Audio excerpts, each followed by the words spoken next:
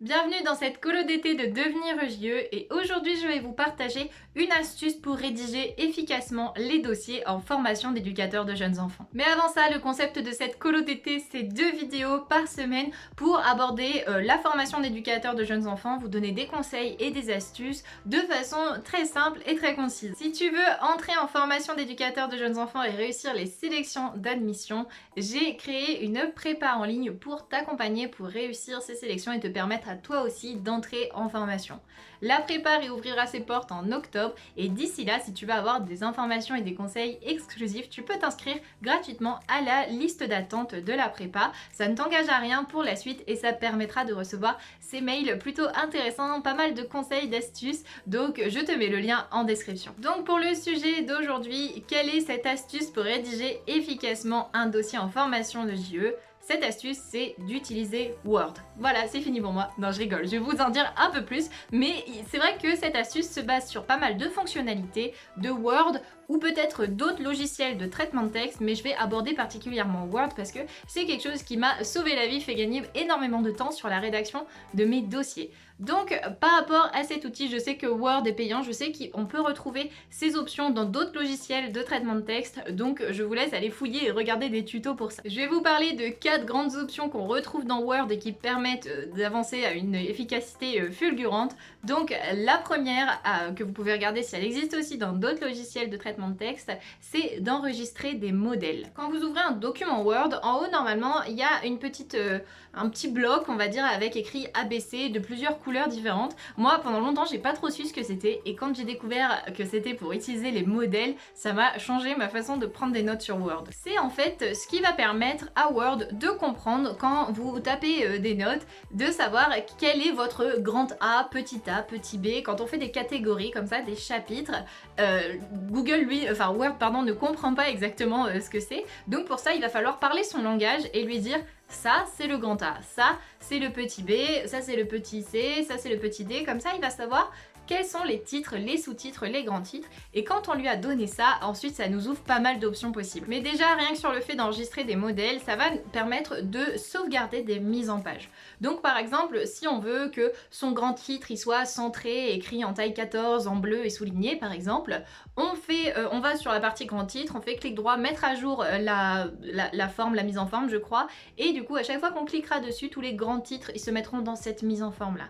Donc déjà, ça c'est intéressant parce que quand on écrit des dossiers, souvent la mise en forme est un peu la même quand on fait des titres, des grands titres. Donc au lieu de à chaque fois resurligner et resélectionner les différents éléments qu'on veut pour cette mise en forme, il y a juste à cliquer sur le titre en question et la mise en forme se met automatiquement et ça c'est hyper rapide. Donc ce que je vous conseille, c'est d'enregistrer 2 modèles.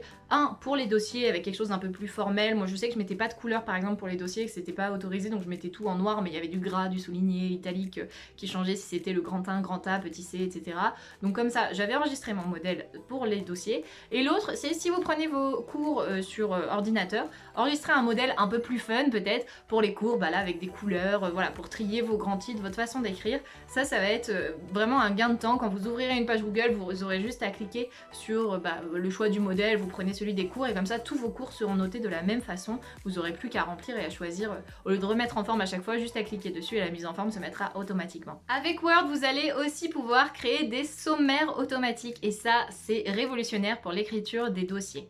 Quand on écrit un dossier, on va forcément faire des catégories et à chaque fois, ce que je faisais avant de découvrir ça, c'est que je retournais à ma page de garde, enfin ma page de sommaire et je mettais à jour, tiens j'ai changé mon titre en fait, je l'ai formulé différemment donc je mets à jour, j'ai écrit plus de trucs donc la page elle a changé donc je mets à jour la page.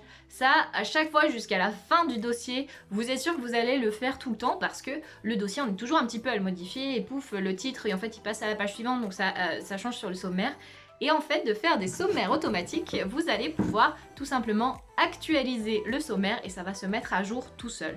Donc pour créer ce sommaire automatique, il va falloir passer par la première étape avec les modèles comme je vous ai dit et du coup de mettre le grand titre, donner à Word, enfin lui permettre de comprendre quels sont vos grands titres, vos sous-titres, les petits titres, etc. Ça va passer par les modèles. Donc en faisant d'abord les modèles, ça vous permettra d'avoir le sommaire automatique qui est un gain de temps formidable. Si vous faites ça dès le début de votre dossier, vous ne serez pas embêté à perdre du temps à chaque fois à devoir actualiser parce que la réalité c'est que quand on écrit un dossier en formation UJE, JE. Généralement, les premiers titres, ils sont pas glorieux. Hein. C'est grand 1, présentation de l'institution, grand 2, observation, grand 3, analyse. Globalement, c'est à peu près ça. Et puis, au fur et à mesure qu'on vient potasser le dossier, remplir, et ben, on vient modifier les titres pour qu'ils soient un petit peu plus vendeurs, un petit peu plus, qui reflètent un peu plus ce qui se passe vraiment dans le contenu. Et plus on va écrire, plus les pages vont changer. Donc vraiment pouvoir juste avoir à actualiser le sommaire pour que toutes les informations apparaissent, c'est vraiment un gain de temps formidable. Vraiment, c'est ce qui m'a... pour le mémoire particulièrement, on a énormément de pages, c'est vraiment très intéressant. Et aussi, c'est vrai que la table des matières, quand on la crée avec le sommaire automatique, c'est pas toujours quelque chose de très joli, mais ça permet uniquement quand on arrive à la toute fin de mettre en forme le sommaire comme on veut, avec du gras, avec de l'italique, avec des espaces, etc. Mais au moins on n'a pas à remettre à jour tout le temps tout le contenu des titres. Donc ça, c'est vraiment indispensable. Et petit point bonus, dans la même catégorie, on peut aussi faire des bibliographies automatiques. Ça, c'est très utile pour le mémoire parce que dans le mémoire, on va avoir beaucoup de références, dans les autres dossiers aussi, hein, mais particulièrement le mémoire vu qu'il est beaucoup plus long, on va avoir beaucoup de références à des livres, à des articles, etc.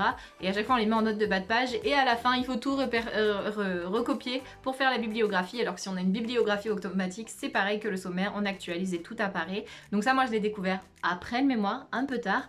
Donc voilà, je vous invite à regarder des tutos pour vraiment savoir faire ces sommaires et bibliographies automatiques parce que ça vous sera d'un gain de temps incroyable pour l'écriture de tous vos dossiers. Le troisième grand point, ça va être de comprendre le système des sections sur Word. Parce qu'en fait, le souci qui se présente quand on écrit un dossier, c'est que la pagination se fait automatiquement. Donc on va avoir une page de garde, on va avoir un sommaire et après le contenu va commencer à être écrit. Sauf que la pagination pour Word, elle va commencer à 1 sur la page de garde, puis 2 sur le sommaire et en fait on se retrouve à avoir la pagination, le début de notre texte, l'introduction qui commence à la page 3. Quand on a notre sommaire, introduction à la page 3, c'est un petit peu bizarre. Donc le système des sections, ça va permettre de répertorier une section 1 pour tout ce qui va être par exemple page de garde, sommaire, une section 2 pour vraiment le contenu et ça va nous permettre de mettre la pagination, commencer la pagination qu'à partir de là pour que quand on fait un sommaire automatique et qu'on actualise, les pages soient actualisées à partir du début de notre introduction, que la page 1 soit à l'introduction. Ça, c'est vraiment indispensable parce qu'il y a beaucoup de gens qui, du coup, étaient un petit peu perturbés par ça, qui voulaient le faire bien et qui, du coup, faisaient plusieurs dossiers Word. Un dossier avec page de garde et sommaire, un dossier avec le contenu, un dossier avec les annexes, par exemple. Enfin un document avec uniquement 2 pages pour pouvoir imprimer et ne pas avoir ce souci de pagination. Mais le souci c'est qu'en faisant ça, on se rajoute du temps à la main et en plus on ne peut pas faire du coup les sommaires automatiques. Donc on perd du temps partout. Donc il faut vraiment comprendre comment fonctionnent les sections, comment faire des sections pour séparer section 1 avec page de garde et sommaire et section 2 avec le contenu et commencer la pagination uniquement au niveau du contenu. C'est quelque chose qui est possible aussi, je vous invite à regarder des tutos pour pouvoir le faire. Vraiment ça vous fera gagner un temps fou sur la mise en page, l'enregistrement des PDF par la suite quand vous devrez faire vos dossiers en dématérialisé et les imprimer. Et une des dernières fonctionnalités dont je voulais vous parler, c'est de faire des sauts de page et de comprendre ce qu'est un saut de page sur Word. Parce que quand on va écrire un dossier, souvent dans le premier jet, on va par exemple faire la présentation de la structure, quelque chose de très long, puis l'observation, l'analyse, et quand on arrive à la fin, on se dit bon j'ai trop de pages, honnêtement ma présentation de ma structure, au début c'est ce que je voulais noter, mais finalement aujourd'hui par rapport à comment j'ai analysé, comment j'ai fait mon dossier, c'est plus exactement ce qui correspond, donc je vais réduire ça. Sauf que dans la mise en forme, on a envie que quand on commence le chapitre sur la présentation de la structure, le titre du chapitre soit en haut de page. Quand on commence la partie sur l'observation, on a envie que le titre de l'observation soit en haut de la page. Et s'il se met à la suite, c'est un petit peu moins joli sur la mise en forme.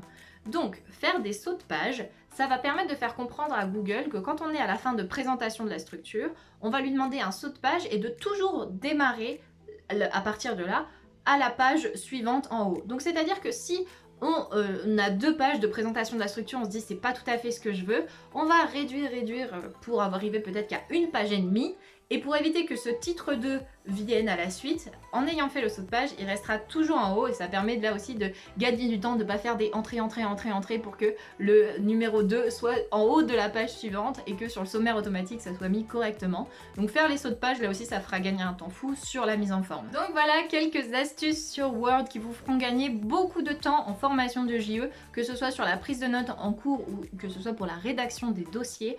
Plus vous commencerez tôt à maîtriser ça, plus ce sera pratique pour vous, plus vous gagnerez gagnerez du temps. Donc ce que je vous invite cet été, c'est de faire des tests, regarder des tutos sur Word et vous entraîner à mettre ça en place, à enregistrer des modèles, que ça se soit déjà fait. Vraiment, c'est quelque chose qui est sous-estimé et qui vous fera vraiment gagner beaucoup de temps. Et la maîtrise de l'informatique, globalement, ça sera toujours utile, même après dans le métier de JE, quand vous devrez écrire des dossiers, des projets, des choses comme ça. Ça sera toujours pratique de savoir utiliser ces outils. Donc si vous pouvez avoir Word ou si vous avez un autre logiciel de traitement de texte, renseignez-vous pour savoir s'il existe des équivalences sur ces astuces-là. Et peut-être même que vous trouverez d'autres astuces que j'ai pas partagées ici qui vous seront utiles. Donc voilà, un bon point, c'est de pouvoir maîtriser Word. Et ça fait partie finalement maintenant des attendus du diplôme d'éducateur de jeunes enfants, de pouvoir maîtriser les outils numériques.